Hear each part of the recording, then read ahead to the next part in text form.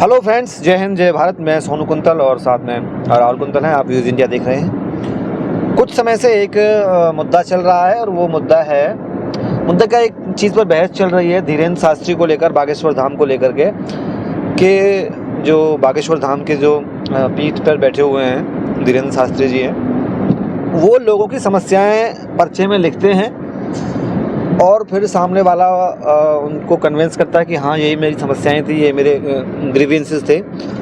तो मुद्दा ये है कि कुछ लोग कह रहे हैं कि ये जो है पाखंड है और अंधविश्वास फैलाया जा रहा है। इसके दूसरी साइड में जो अपोनेंट हैं वो इसको अलग तरीके से ले रहे हैं। वो कह रहे हैं कि ये मतलब सनातन धर्म है और सनातन धर्म में इस तरह की शक्तियाँ जो है ऋषि मुनियों को, संत महात्माओं को, जो जैसे लोग होते हैं जिनको ईश्वरीय शक्ति प्रदान होती हैं, उस प्रकार की शक्तियाँ हनुमान जी ने बागेश्वर धाम को दी हैं, धीरेन्द्र शास्त्री को दी हैं। उस वजह से वो ये सब कर पाते हैं। इन दोनों ही साइड्स के अतिरिक्त एक और साइड है। जैसे कि होता है हमेशा, ज़िंदगी हमेशा काले और सफ़ेद में नहीं होती है, ज़िंदगी दोनों के बीच की मिक्स होती है, ग्रे साइड में। Life is not a black and जैसे जो साफ white, life is just grey. एक ग्रे साइड होता है ज़िंदगी में। उसी प्रकार से इन दोनों ही चीज़ों, दोनों ही या तो दोनों ही झूठ हैं या फिर दोनों ही सत्य हैं। लेकिन इनके बाद एक बीच में चीज़ है, वो है साइंस, विज्ञान।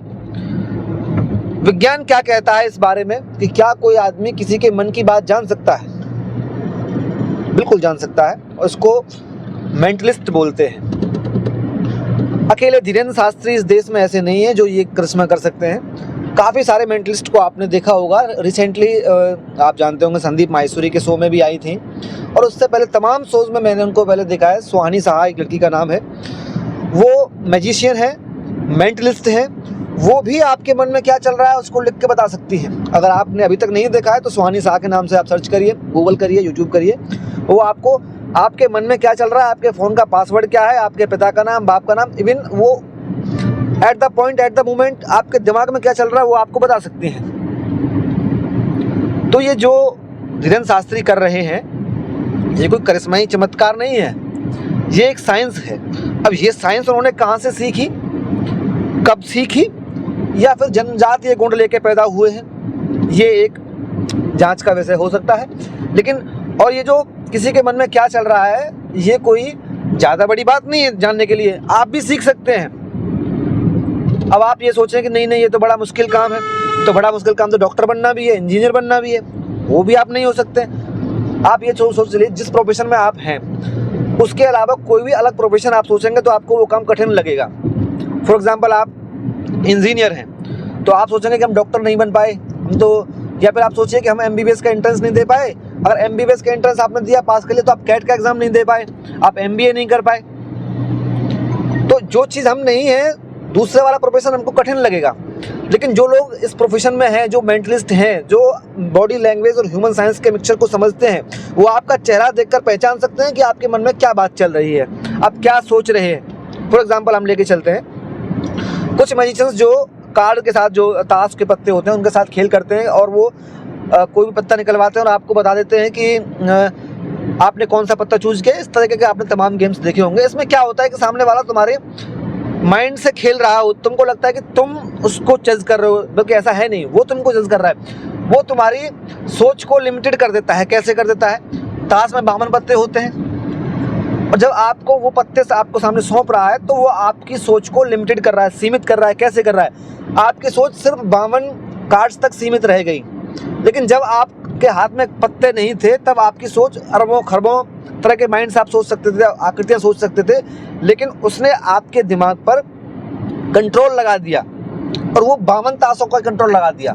अब सामने वाले को सिर्फ 52 ताशों में से ही अनुमान लगाना है कि कौन सा ताश हो सकता है, कौन सा प्लेइंग कार्ड हो सकता है। और 52 में से भी अगर उसने कुछ चंद कार्ड्स आपके हाथ में दी, तो आपकी चलो 10 से 12 कार्ड आपके हाथ में दिए, तो आपकी सोच को उसने और अधिक सीमित कर दिया कि आपको सिर्फ 10-12 में से ही, अब सामने वाले को केवल 10-12 में से अनुमान लगाना है कि कौन सा वाला कार्ड उसने लिया होगा। इसी मैजिशियन का, इसी ट्रिक का नेक्स्ट लेवल है मेंटलिस्ट होना, जो सुहानी साहा है और तमाम, एक लड़का करण शायद आए नाम, अगर मैं ठीक तरह से याद कर पा रहा हूँ, वो बीच में कैमरा गिर गया था। तो जो नाम है करण, आई थिंक नाम है उनका, वो भी मैजिशियन है, और तमाम आपको मिल सकते हैं ऐसे। आप लेटेस्ट में संदीप माहेश्वरी के शो में भी मैंने उनको देखा था, एक स्टैंड अप कॉमेडियन वाले शो पर भी मैंने उनको देखा था। तो इसको अगर हम धर्म से जोड़ें या फिर किसी पाखंड से जोड़ें, किसी से भी जोड़ना इसको गलत है। ये एक विज्ञान है। जैसे कि अगर आप थोड़ा सा पीछे जाइए अपने इतिहास में, ज़्यादा नहीं, बस 5, 6, 10 साल पीछे जाइए, क्या हम ये पॉसिबल कर पा रहे थे कि एक छोटी सी डिवाइस जिसको हम आज मोबाइल के नाम से जानते हैं, कि हम 7 समंदर पार बैठे लोग की बातें सुन सकें। उसकी सांस ले रहा है ना, तो सांस की आवाज़ भी हमारे पास आती है। क्या हम 10 साल पहले इस बात को, 10 साल पहले, 20 साल पहले इस बात को बोलते कि ऐसी कोई डिवाइस में ना कोई तार है ना कुछ है, हम केवल रेंज के माध्यम से उस आदमी को फोटो सामने देख करके देख पाएंगे? असंभव लग रहा था ना तब भी। तो उसी प्रकार से आज हमको ये मेंटलिस्ट होना असंभव सा प्रतीत होता है, जबकि है नहीं। सामने हमारे एग्जाम्पल्स भी हैं। ये एक साइंस है। जैसे जैसे और आगे बढ़ेगी, इसके स्कूल्स भी आएंगे और ये बड़ा आसान काम हो जाएगा लोगों के लिए मेंटलिस्ट होना। एक सब्जेक्ट होता है क्रिमिनोलॉजी, जिसमें कि हम जो क्रिमिनल हैं उनके मन की बात जानते हैं। उसमें काफ़ी सारी टेक्नोलॉजीज़ आई हैं। जैसे कि पहले ज़माने में क्या होता था कि जैसे कोई क्रिमिनल है, जब ये इंडियन पेनल कोड वगैरह नहीं थे, जब अपने पास लिखित संहिता नहीं थी, तब क्या होता था कि सामने वाला दोषी है कि नहीं है, उसके लिए तरीका ये होता था कि कई प्रकार के ऑर्डर्स चलते थे उस समय पर, जैसे कि वाटर ऑर्डर, फायर ऑर्डर। उसमें क्या होता था कि आदमी का हाथ पांव बांधे कुएं में डाल दिया। अगर आदमी डूब गया तो गिल्टी है, नहीं डूबा तो गिल्टी नहीं है। उसके हाथ पे आग रखी, अगर हाथ जल गया तो आदमी गिल्टी है, अदरवाइज इज नॉट गिल्टी। उसको अंगारों में चलवाया, तेल में डाल दिया। इस प्रकार के पहले नियम थे। लेकिन जैसे जैसे सभ्यता आगे बढ़ी, हम डेवलप हुए, हमने लिखित चीज़ में कोड्स को डेवलप किया।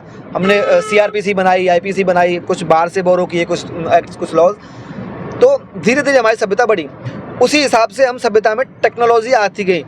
उसी टेक्नोलॉजी में अब हमने फिर, आपने फिल्मों में देखा होगा कि नार्को टेस्ट कराते हैं, कि उसमें इंजेक्शन दिया जाता है और देखते हैं कि आदमी ठीक बोल रहा है कि सही बोल रहा है, उससे एकदम क्लियर हो जाता है। एक उसके अलावा भी एक टेस्ट अब नया आया है। पहले नार्को टेस्ट, इससे पहले था लाई डिटेक्टर, जिसको हम चीट कर सकते थे। उसमें एग्जांपल, आपने एक बार अगर मूवी देखी हो, सन्नी देओल की मूवी थी राइट या रॉन्ग, उसमें सन्नी देओल ने लाई डिटेक्टर को चीट किया था। तो उस चीट के बाद एक नया स्टेप हम आगे बढ़े, नार्को टेस्ट। तो हो सकता है कि हम ये क्रिमिनोलॉजी में ये मेंटलिस्ट लोगों का इस्तेमाल कर और जज हमको फिर वो बताएं कि देखिए क्या इसने क्राइम किया नहीं, मेंटलिस्ट उसके दिमाग की चीज़ें पढ़ें। क्योंकि देखो, आम आदमी हम नहीं पढ़ सकते सामने का दिमाग, लेकिन जो मेंटलिस्ट है, जिसने इस चीज़ में कोर्स किया है। अब एक और मैं आपको एग्जांपल देता हूँ। जो लैंग्वेज एक्सपर्ट होते हैं, सिग्नेचर एक्सपर्ट्स होते हैं, वो बता सकते हैं कि ये जो लैंग्वेज है एक आदमी की है कि नहीं है। लेकिन हम तो नहीं बता सकते ना। उन्होंने इस चीज़ का कोर्स किया है, उन्होंने उसको समझा है, सीखा है, काफ़ी लंबा मेहनत किया है, रिसर्च किया है इस पर। तो हम चाहे कितना भी अपने आप की, अपनी जो हैंड राइटिंग है उसको चेंज करने का प्रयास करें, जो हैंड राइटिंग एक्सपर्ट होगा वो उसको पहचान लेगा कि is it considers two same person और नॉट। वो एकदम में पहचान लेगा। हम एक पैरा लिखेंगे 5, 6, 7 लाइन का, वो उससे पहचान लेगा कि ये एक आदमी की राइटिंग है कि नहीं है। तो उसी प्रकार से मेंटलिस्ट लोगों का भी ये काम होता है, ये समझना कि सामने वाले के दिमाग में क्या चल रहा है, क्या वो सोच रहा है।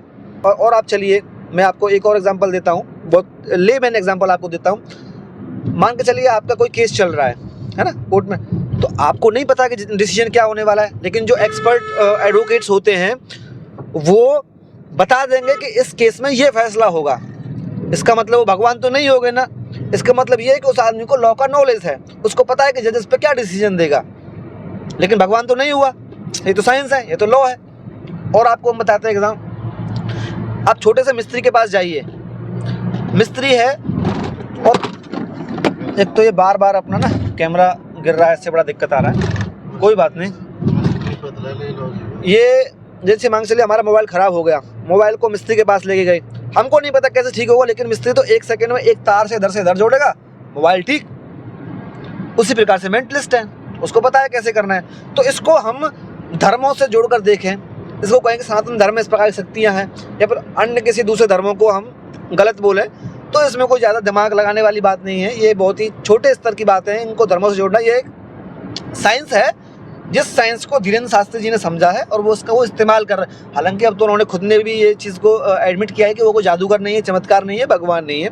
ये उन पर वो खुद कह रहे हैं कि उनके जो पुरखे हैं, साधु संत हैं, उनके चरणों में हो रहे हैं और उनकी वजह से ये विद्याएं उन्होंने सीखी हैं। ये विद्या है, कला है, आर्ट है और इस साथ में साइंस भी है।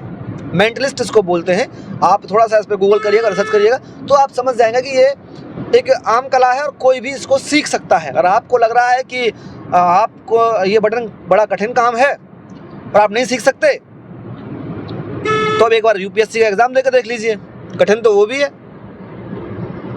कठिन तो एमबीए का कैट निकालना भी है, सीए करना भी कठिन है, एमबीबीएस करना भी कठिन है। लेकिन कठिन आपके लिए है, लोग तो उसको भी कर रहे हैं। लोग तो आईएएस बन ही रहे हैं ना, आप तो नहीं बने। तो ऐसे मेंटलिस्ट भी बने लोग। बाकी आप लोग इसके बारे में क्या सोच रहे हैं, एक बार अपनी राय रखिए।